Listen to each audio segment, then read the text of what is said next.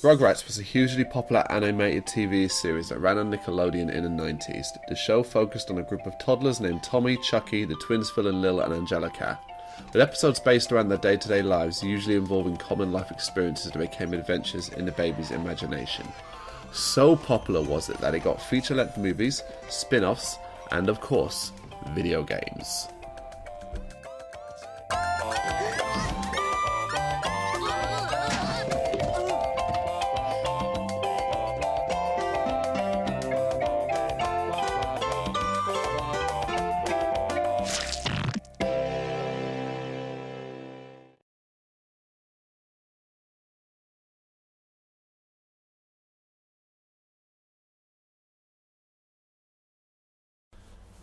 The very first game based on the series was developed by N-Space, published by THQ and released in 1998 for the PlayStation.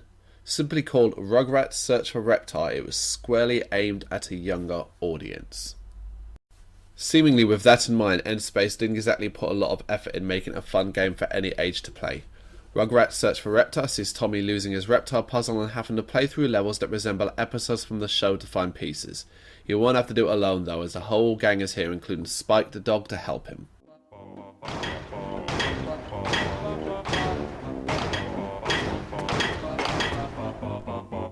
Where's my Reptar puzzle?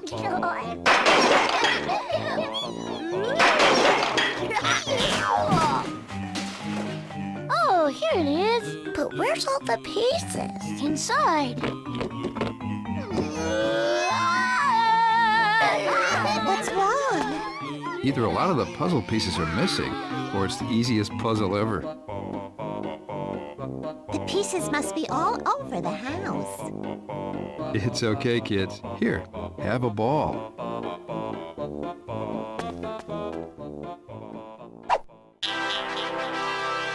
We'll find all you, Reptar, even if we got to search the whole wide world. There are 14 levels to choose from, with Tommy's home acting as a hub. The house can be fully explored from the start, and to enter levels it is a matter of walking up and selecting the item that represents it. Levels can be played in any order, although tougher levels have to be unlocked first. At the end of each level, a piece of the Reptar puzzle will be found. See, the aim of the game is to find all Reptar puzzle pieces. You find them by collecting them in the levels and by finding Reptar bars, with 15 giving you a puzzle piece. Once you've done all of that, you then rebuild the puzzle. Most of the levels are very simple to finish, but there is a surprising amount of variety in them.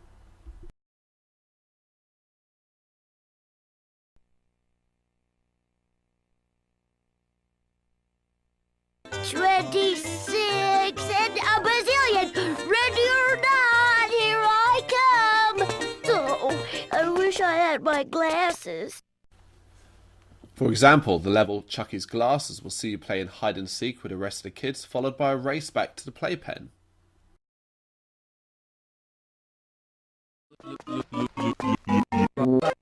I found ya!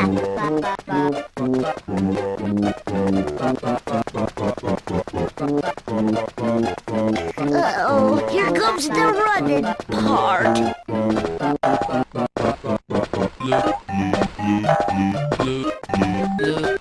Uh-oh, the only part of me that's good at running is my nose. The mysterious Mr. Friend level will see you battling toy clowns in the basement. Then there is Mirrorland, which has you transported to the house where everything is upside down and backwards. In addition, there's even a mini-golf game, races, and a final level where you get to play as a giant Reptar demolishing buildings and breathing fire.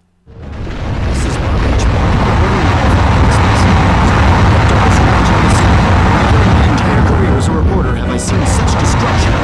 Of course, I only saw it. Are you prepared for giant fire-breathing dinosaurs? THQ has been reduced to rubble. Thank goodness everyone is at lunch. Reptar, prehistoric beast or radioactive freak? Tonight at 10. It is pretty cool, and combined with the brightly coloured levels, the game is surprisingly fun to play.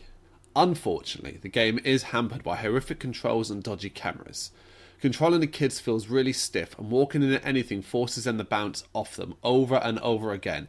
This is particularly annoying when involved in any kind of race situation, as the camera isn't quick to keep up with you, turning far too sharply.